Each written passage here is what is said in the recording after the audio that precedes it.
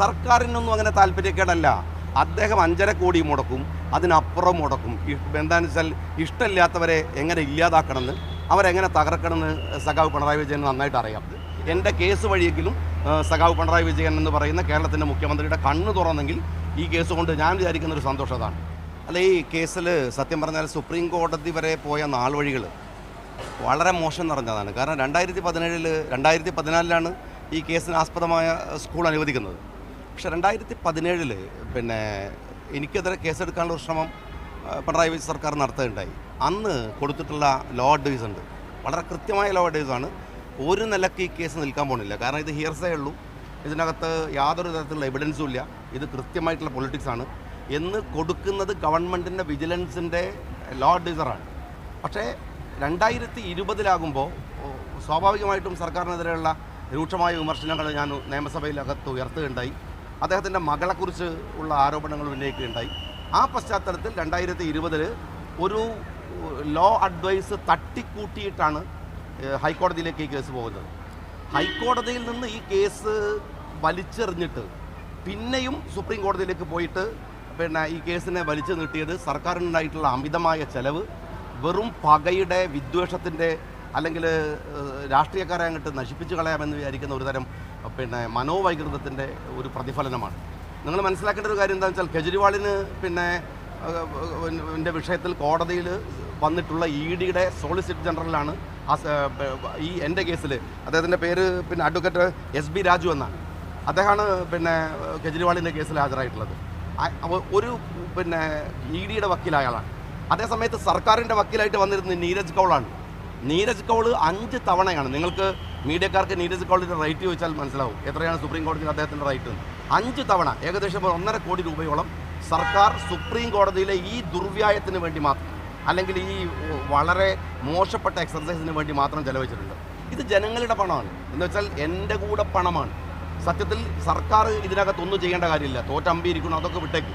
പക്ഷേ അതിൽ ഈ പണമെങ്കിലും തിരിച്ചടക്കാനുള്ള മര്യാദയാണ് സത്യത്തിൽ സർക്കാർ കാണിക്കേണ്ടത്. അതേസമയത്ത് 2017 ഈ കേസ് നിലനിൽക്കുമെന്ന ഒരു ലോ അഡ്വൈസ് ഉണ്ടെങ്കിൽ അതിൻ്റെ മുകളിൽ പോയിരുന്നെങ്കിൽ നമുക്ക് ഒരു ന്യായം പറയാമായിരുന്നു. പക്ഷേ അങ്ങനെ ഒരിടത്ത് പോലും ന്യായമില്ലാത്തൊരു കേസുമായിട്ടാണ് പോയത്. സുപ്രീം കോടതി പറഞ്ഞത് ഇനി മേലിൽ ഈ കേസുമായിട്ട് ഈ വഴിക്ക് വരരുത്, ഇനി പിണറായിൻ്റെയും മോളെയും കേസുമായിട്ട് മാത്രം വന്നാൽ മതി എന്നുള്ള ആൾക്കാണ് കോടതി പറഞ്ഞിരിക്കുന്നത്. അപ്പോൾ അദ്ദേഹം ഇനി ആ കേസുമായിട്ട് അദ്ദേഹം നടക്കട്ടെ. എൻ്റെ കാര്യത്തിൽ ഏതായാലും അദ്ദേഹത്തിൻ്റെ ഒരുപാട് ചെറിയ ചെറിയ കേസുകളൊക്കെ ഉണ്ട്. പക്ഷേ ഇതിൻ്റെ ഒരു കോർ കേസ് അവസാനിച്ചിരിക്കുന്നു എന്നതിൽ എനിക്ക് അതിയായ സന്തോഷമുണ്ട്. ഞാൻ ഒരു കാര്യം കൂടെ ആഡ് ചെയ്തിട്ട് പറയുന്നത് വെച്ചാൽ, ഇത് ഒരു പാഠം സാധാരണക്കാരായിട്ടുള്ള രാഷ്ട്രീയ പ്രവർത്തകരായ പൊതുപ്രവർത്തകരെ ഒക്കെ ഇങ്ങനെ പീഡിപ്പിക്കാൻ ശ്രമിച്ചാൽ, എന്നെ സംബന്ധിച്ചിടത്തോളം എനിക്ക് ഇത് നേരിടാനുള്ള അത്യാവശ്യം സാമ്പത്തികമായ ബലമുണ്ട്. എനിക്ക് പ്രവർത്തകരായ ഒരുപടി ആളുകളുടെ പിൻബലമുണ്ട്. ഇതൊന്നുമില്ലാത്തൊരു സാധാരണക്കാരന് എന്താണ് ഇങ്ങനെ രാഷ്ട്രീയ പ്രതികാരം ചെയ്താൽ അനുഭവിക്കേണ്ടി വരിക? സുപ്രീം കോടതിയിൽ ഒരു പേപ്പർ എടുത്താൽ അവിടെ എത്രയാണ് നിങ്ങൾക്ക് വരുന്ന പൈസ എന്ന് നിങ്ങൾക്കറിയാലോ. അപ്പോൾ ഇത് ശരിക്കും പറഞ്ഞാൽ വളരെ മോശപ്പെട്ട ഒരു പണിയാണ് സർക്കാർ ചെയ്തിരിക്കുന്നത്. എൻ്റെ കേസ് വഴിയെങ്കിലും സഖാവ് പിണറായി വിജയൻ എന്ന് പറയുന്ന കേരളത്തിൻ്റെ മുഖ്യമന്ത്രിയുടെ കണ്ണ് തുറന്നെങ്കിൽ ഈ കേസ് കൊണ്ട് ഞാൻ വിചാരിക്കുന്നൊരു സന്തോഷമാണ്. സർക്കാരിനൊന്നും അങ്ങനെ താല്പര്യക്കേടല്ല. അദ്ദേഹം 5.5 കോടി മുടക്കും, അതിനപ്പുറം മുടക്കും. എന്താണെന്ന് വെച്ചാൽ ഇഷ്ടമില്ലാത്തവരെ എങ്ങനെ ഇല്ലാതാക്കണമെന്ന്, അവരെങ്ങനെ തകർക്കണമെന്ന് സഖാവ് പിണറായി വിജയൻ നന്നായിട്ട് അറിയാം.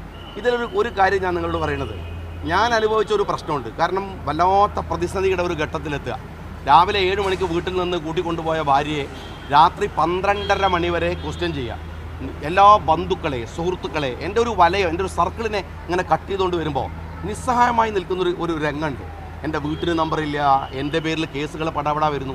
അപ്പോഴൊക്കെ ചില ഇടനിലക്കാർ നമ്മളിടയിൽ വരുന്നുണ്ട് സംസാരിക്കാൻ, തലമുതിർന്ന ഇടനിലക്കാർ തന്നെ. ഇതേ ഇടനിലക്കാരാണ് ലവ്ലിൻ കേസിലടക്കം പിണറായി വിജയൻ്റെ അടുത്തും വരുന്നത്. പക്ഷേ ആ പിണറായി വിജയൻ്റെ അടുത്ത് വന്നത് കേന്ദ്രത്തിലെ പോലീസാണ്, അല്ല കേന്ദ്രത്തിലെ രാഷ്ട്രീയക്കാരാണ്. എൻ്റെ അടുത്ത് വന്നത് CPM എന്നതാണ്. എനിക്ക് മോശമല്ലാത്ത ഇരട്ട ചങ്കൊന്നും ഇല്ലെങ്കിലും സിംഗിൾ ചങ്കാണ്.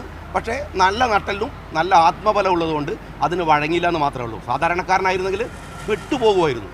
പിണറായി വിജയൻ പെട്ടുപോയത് അദ്ദേഹത്തിൻ്റെ മടിയിൽ കനമുള്ളത് കൊണ്ടാണ്. ഞാൻ പെടാതെ പോയത് എനിക്ക് ആത്മവിശ്വാസവും ആത്മധൈര്യവും ഉണ്ടായിരുന്നതുകൊണ്ടാണ്. ഡീൽ തന്നെയാണ്. ഹൈക്കോടതിയുടെ വിഷയത്തിൽ മാത്രമല്ല, ഞാൻ നിരന്തരമായി പറഞ്ഞ ചില പൊളിറ്റിക്കൽ ഇഷ്യൂസുകളുണ്ട്, പ്രത്യേകിച്ച് അവരുടെ ഊലാലിങ്കൽ പോലെയുള്ള ഇഷ്യൂസുകളിൽ നിരന്തരമായിട്ട് ഞാൻ പറഞ്ഞുകൊണ്ടിരിക്കുമ്പോൾ ഡീലുകൾ ഇതിന് രാഷ്ട്രീയത്തിൽ ഈ കച്ചവടം വളരെ വ്യാപകമാണ്. നിങ്ങൾ വിചാരിക്കണ പോലെ ഒന്നല്ല. ആ കച്ചവടത്തിൽ പെട്ടുപോയതാണ് കേരളത്തിലെ സർക്കാരും. അല്ലാതെ സഖാവ് പിണറായി വിജയൻ അദ്ദേഹം ഒരു BJP കാരനായതുകൊണ്ടൊന്നല്ല. അദ്ദേഹത്തിന് നിൽക്കാനാവാതെ വരിക, മകളെ പിടിക്കുമെന്ന് പറയാം. എന്നോട് അങ്ങനെയല്ല പറഞ്ഞേ.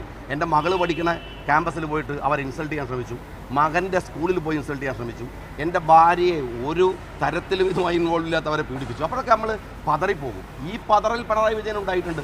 അതാണ് കേരളത്തിൽ ഇപ്പോൾ കാണുന്ന ഡീല്. നിങ്ങൾ ചോദിച്ചു അല്ല, സ്വാധീനം രാഷ്ട്രീയത്തിൽ നിൽക്കുന്നവരെങ്ങനെയാണ് സ്വാധീനിക്കാനാവുക? അത് പലതരം മാർഗ്ഗങ്ങളുണ്ടല്ലോ, പലതരം രീതികളുണ്ട്.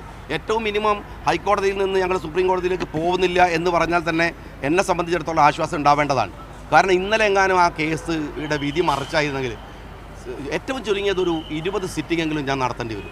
20 സിറ്റിങ്ങിന് സുപ്രീം കോടതിയിലെ പൈസ എത്രയാണെന്ന് നിങ്ങൾ വെറുതെ ഒന്ന് ആലോചിച്ച് നോക്കിയാൽ മതി. അപ്പോൾ തലകറങ്ങും.